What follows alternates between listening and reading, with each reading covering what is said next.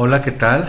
Bienvenidos a Volviendo a Casa, su servidor Juan Carlos García. Y vamos a continuar con los estudios verso por verso. Nada más que el día de hoy vamos a ver un panorama general de la primera epístola del apóstol Juan. Vamos a ver las cartas de Juan. Pero este video va a ser nada más un panorama general. Ya después en los siguientes videos vamos a irnos verso por verso. ¿Va? Quiero decirte que la escritura se refiere al apóstol Juan como aquel a quien Yeshua amaba. Se hace esa distinción que implica un enorme honor. Yeshua vio en Juan algo muy especial, a tal grado pues que se encariñó mucho de él y de manera especial. Juan en el hebreo es Yohanan, es su nombre y significa regalo de Dios. Junto con Jacobo y Pedro formaba el círculo de los discípulos más cercanos de Yeshua. A él se le conoce como el apóstol del amor, característica fundamental de los mandamientos del Padre. A Kefa, a Pedro, se le conoce como el apóstol de la esperanza. A Saulo, a Pablo, se le conoce como el apóstol de la fe. ¿Sí? Fe, esperanza y amor. Tres conceptos que constantemente se repiten en todo el Nuevo Testamento. Y el más importante, ¿cuál crees que es? Es el amor. ¿Sí?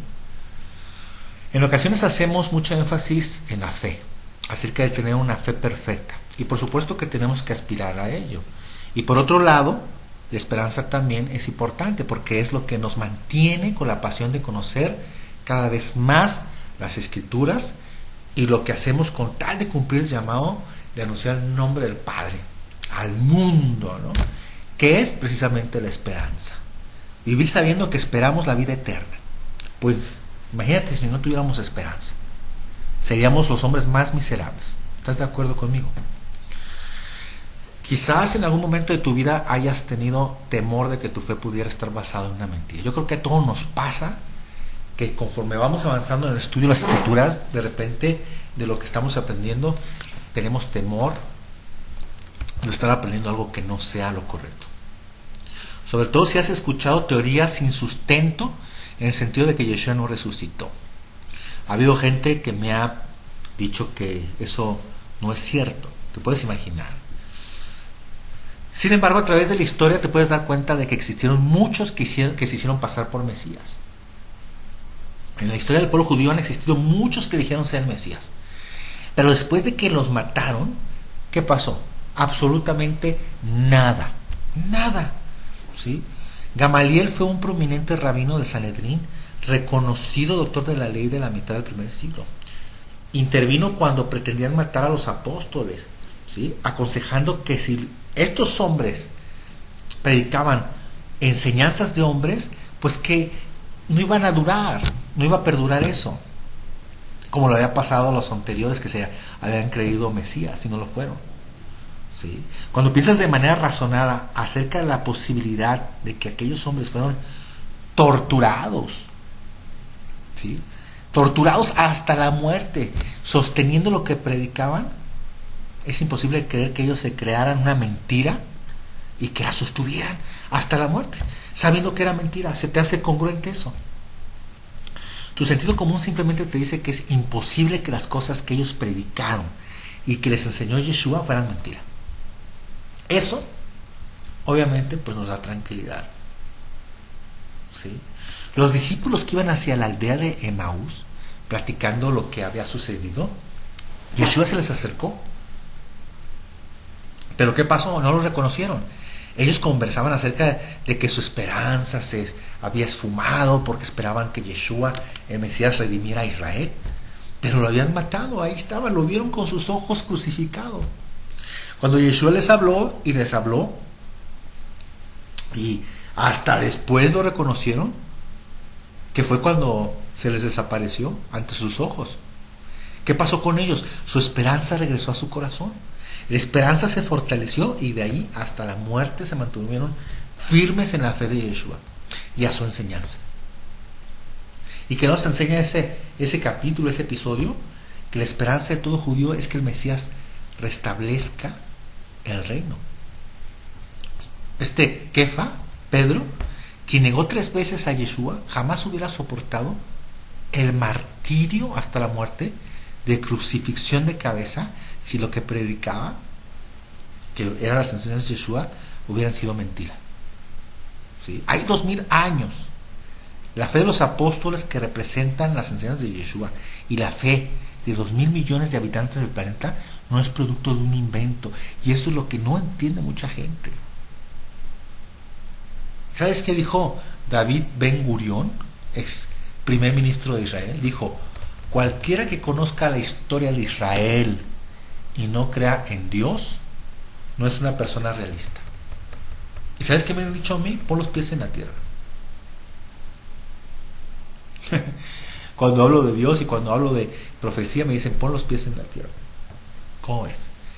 No es concebible, fíjate lo que te voy a decir, no es concebible que 40 autores que ni siquiera se conocieron entre sí y que sus mentes estuvieron limitadas por el tiempo hayan escrito 66 libros con una armonía que sobrepasa la capacidad de coordinación o planeación del hombre. Y no solo eso, sino que hayan escrito cosas que sucedieron aún después de su muerte y continúan sucediendo.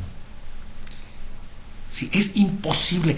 La Biblia es sobrenatural. Quien ha diseñado la Biblia se encuentra fuera de la dimensión del tiempo de la humanidad. Ese editor escribió el pasado, el presente y el futuro de la humanidad.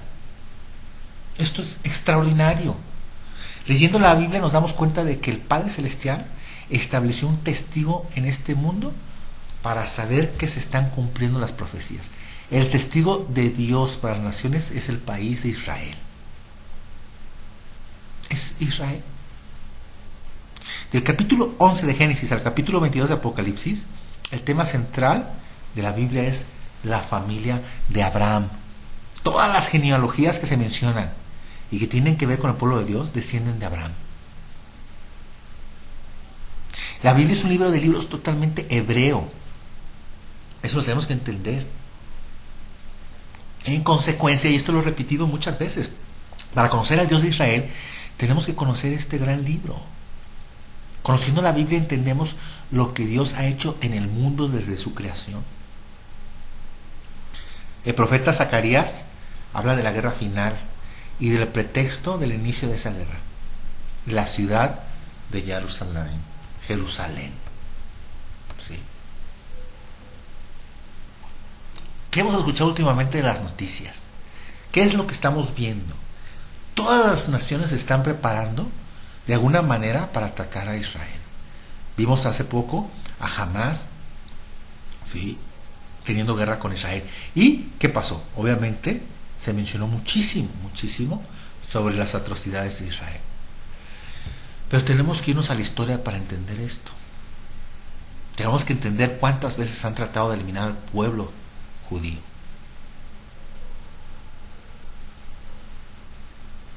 Sí. La ciudad de Jerusalén se encuentra en una situación de presión política muy fuerte. Sí.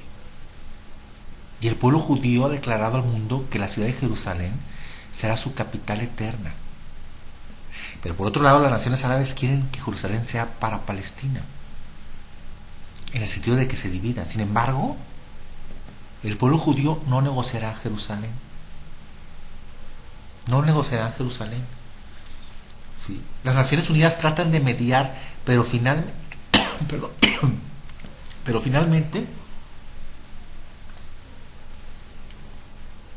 inclinará la balanza hacia la conveniencia política. Si Estados Unidos cambia su situación política respecto del Estado de Israel, ese momento será en el que los eventos que anunciaron los profetas acerca del conflicto mundial final comenzará. Y lo estamos viendo. No hay que perder de vista a Turquía. Nadie hace a Turquía, ¿eh? Ahí lo oímos en Dorgan, no me acuerdo cómo se apellida este señor, el primer ministro o presidente. En Dorgan, creo. Nadie está poniendo atención en su capacidad, ¿sí?, en su capacidad destructiva. Y ya se está empezando a meter porque se quiere meter a Siria. Pero bueno, esa es otra historia. El apóstol Juan era familiar de Yeshua, eran primos. A Juan se le conocía primero como el hijo del trueno.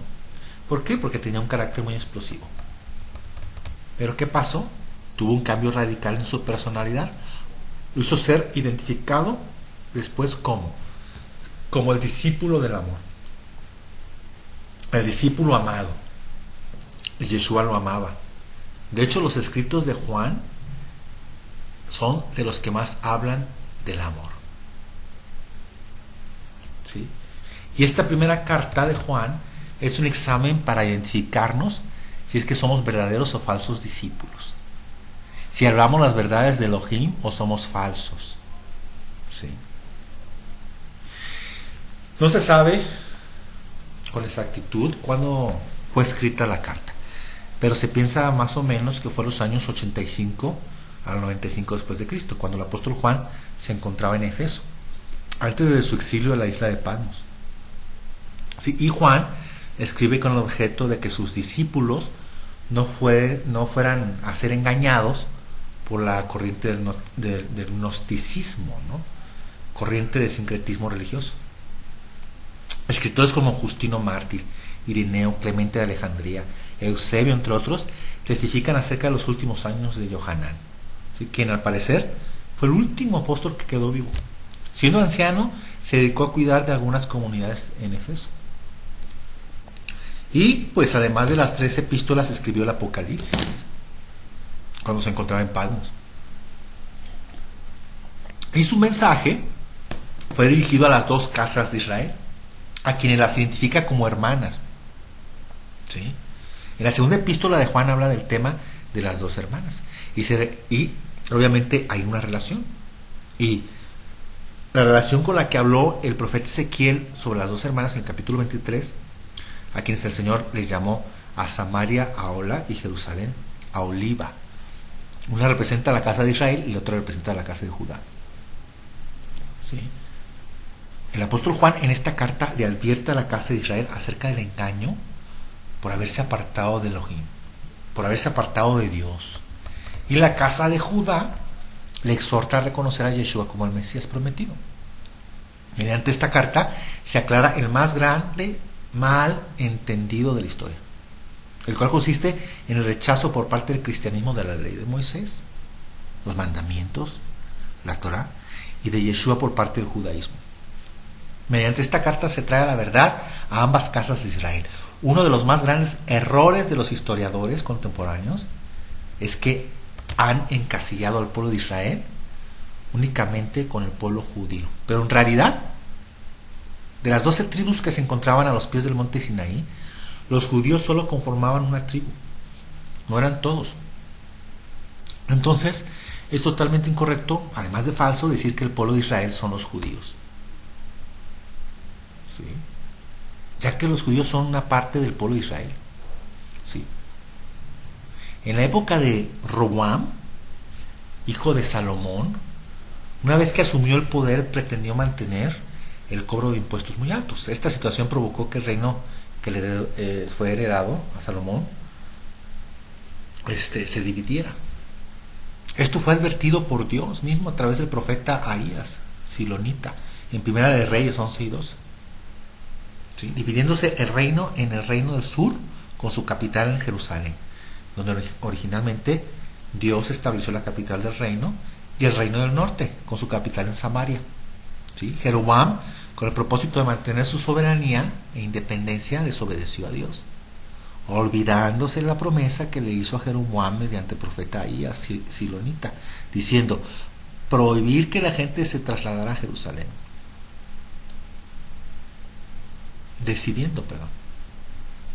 Tomando la decisión de establecer reyes y decretos mediante los cuales se establecían otras fiestas que no tenían nada que ver con los del Padre, otros cultos, estableciendo sacerdotes en Samaria, cambiando todas las cosas que tenían que ver con la observancia de los mandamientos del Padre. Jeroboam puso becerros de oro para que fueran adorados por las 10 tribus con las que se quedó. ¿Sí? Al cambiar las festividades, Jeroboam da una imagen de lo que era Roma, de lo que después fue Roma. Prefigura a Roma. Según la descripción de Daniel al referirse a la cuarta bestia.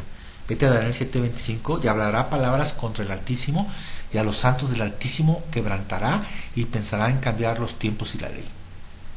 Jeroboam creó su propia religión con tal de independizarse totalmente del reino del sur, de Jerusalén. ¿Sí? Desde ese momento, la casa de Israel se separó a tal grado de que hubo guerras entre las dos casas. Y obviamente a causa de esto el Padre Celestial los castigó y los mandó al exilio. ¿Sí? El profeta Oseas identifica a las 10 tribus del norte con la mujer adúltera llamada Gomer, ya habíamos hablado de eso, como consecuencia de la dispersión advertida por el Padre de las 10 tribus. La casa de Israel se convertirían en la plenitud de las naciones, que también se le llamaría después la casa de Efraín, que significa doble fruto. ¿Sí? Esta dispersión de la casa de Israel tuvo el propósito de parte del Padre de sembrar la semilla de Abraham en todas las naciones, para mezclarse con los pueblos, para que una vez multiplicada la simiente, entonces el buen pastor llamara a los que son ovejas de aquel otro redil al que fuera enviado Yeshua. De verdad que sí, tú eres de los que, oyendo el llamado del buen pastor y le sigues, significa que eres parte de esas 10 tribus que fueron esparcidas con el objetivo de ser llamadas para el final. ¿Para el final qué? Formar un solo redil, un solo pueblo, formado entre la casa de Judá y la casa de Israel.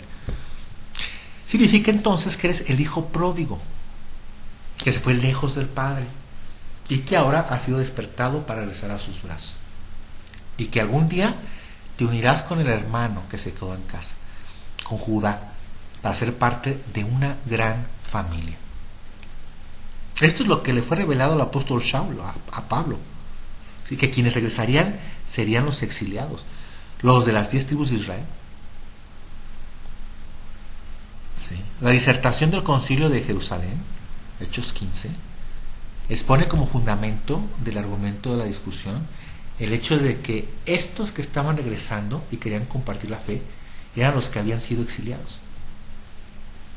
Esta carta representa un filtro que purifica los conceptos adecuados tanto a los que vienen de un contexto cristiano como a los que vienen de un contexto judío.